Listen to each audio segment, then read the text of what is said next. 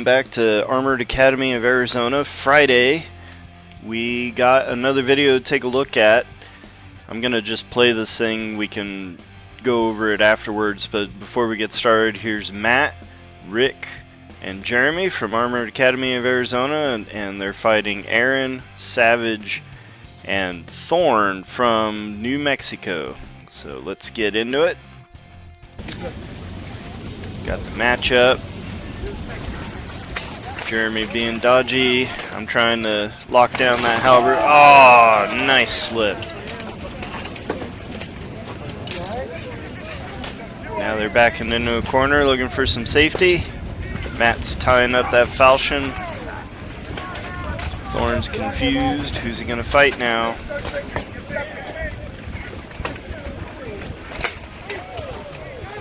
Kind of a weak hit on my part. Boom! You don't need that leg. 3-on-1. We gotta stop the fight. So that was a pretty quick round. There's definitely some juicy stuff in there, including that slip. So let's get into it. If this is your second time watching this video, hit subscribe. Here we go. So, bringing it back. We start off. We've got Jeremy coming down the rail and looking like he's gonna try to get somebody to come forward. You can see that I'm pretty committed over this way and Matt is committed this way, so we're trying to get these two guys to group up with us over on this rail.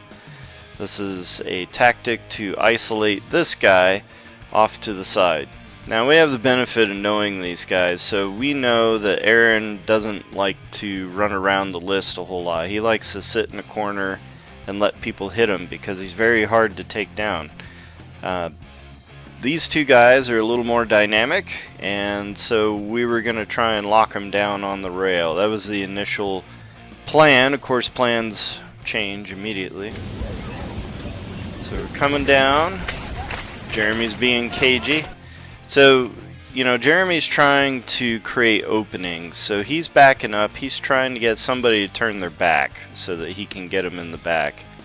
I'm trying to get this halberd out of action. This halberd can do a lot of damage, and so we don't want that doing anything. You can see I block it with a sword.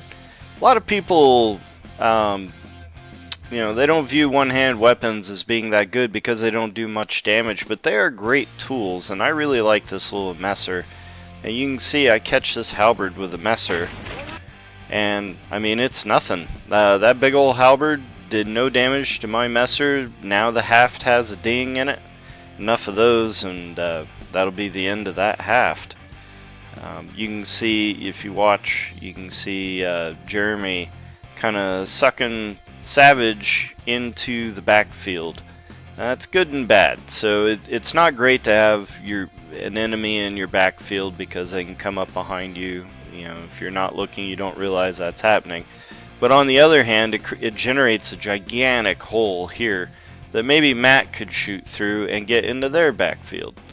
For me, my main focus is shutting down this halberd. I need to make sure that halberd isn't dropping bombs. So that's my primary concern right at this moment. Now Savage, he's looking around. He's looking for a target, and he sees Matt looking this way, and he thinks he's going to be able to check Matt sideways towards the list and get him to fall down somewhere over here. And it's okay to start this run at the moment that he did because there is a decent amount of room here between Matt and the rail. If Matt was right against the rail, there's no reason to charge him. He's just going to bounce against the rail and he's going to be fine. But with him away from the rail, it makes perfect sense to do that. It all goes wrong pretty fast. Matt sees him coming. And what Matt does is what's called a slip. And this really isn't any different than a slip you would do in boxing or MMA or something like that. He's simply gonna get his body over his leg. You can see he shifts his weight this way ducks down on one leg, and Savage has nothing to get a hold of. And so he goes flying into this rail.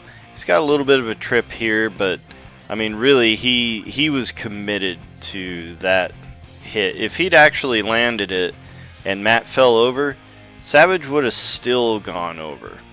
So it's a interesting thing when you're doing a hockey check. You want to make sure you can recover from the hockey check.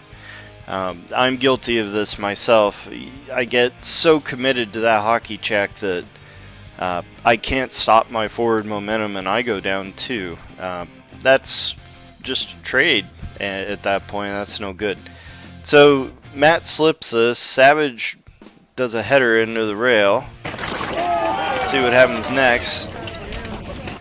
Alright, so I'm pushing, I'm just messing with Thorn. I'm not really doing any damage. All I'm doing is I'm pushing Thorn up against Aaron. I'm getting them bunched together. This makes sure that nobody's free to really do anything to my other two guys. You can see Jeremy's repositioning. Matt's, looking. He sees Thorn's back. Thorn's back is a nice juicy target to get a throw in. If he had a two-hand weapon, he could try that, but he's just got a little axe, so he's not gonna hit him with the axe. He's gonna try and get some kind of throw. So Thorn gets his back to the rail. Now he's safe. Aaron's got his back to Thorn, so now he's safe from behind.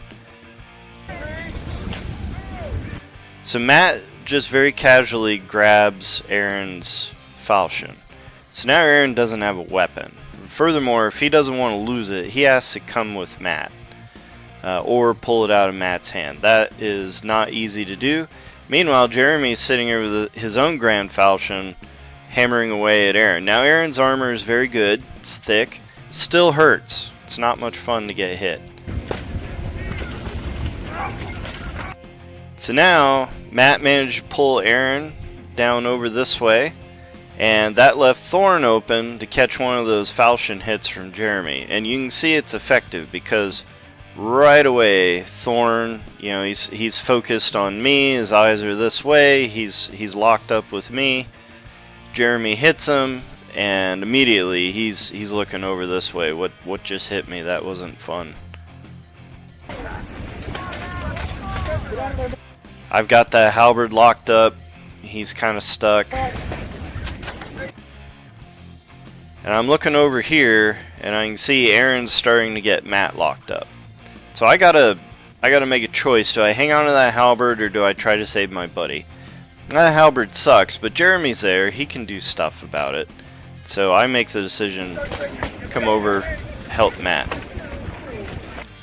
Matt doesn't need my help. He's perfectly fine. So what ends up happening, because I turn my back, Thorn and Jeremy end up going this way.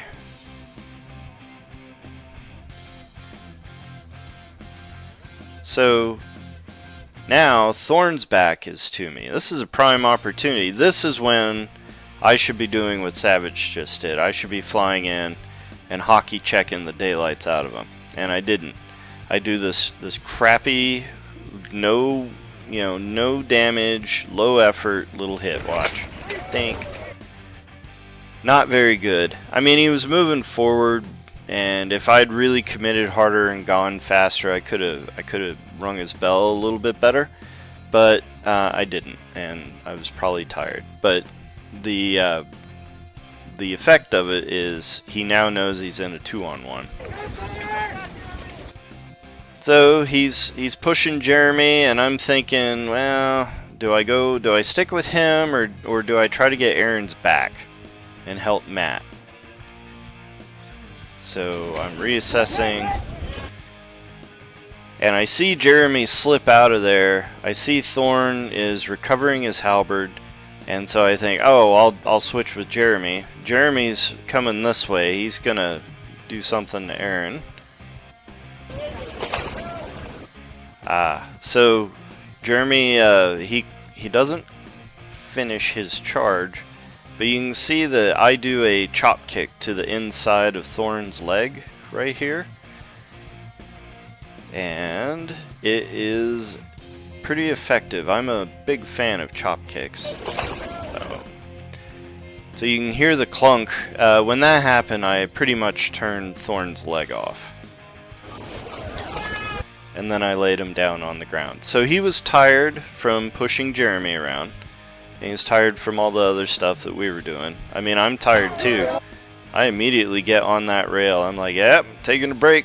We won that one while everybody's figuring out how to stand up. I'm gonna just breathe some air.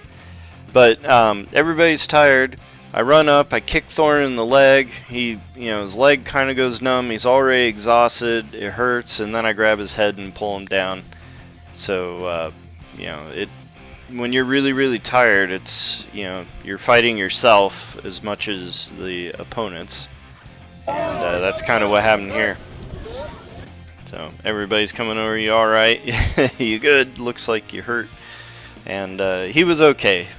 His leg was fine. People asked me if Savage was okay. As he did the header right into the rail, and they're like, oh, that had to hurt. Actually, it didn't hurt at all. He was perfectly fine. The armor did its job. It's pretty good stuff. So, I hope you enjoyed this video breakdown. Definitely, if you're in the Phoenix area, if you're in Mesa, Chandler, Gilbert, whatever, come check us out. And we'll catch you again on Tuesday for our next video breakdown. Y'all take care.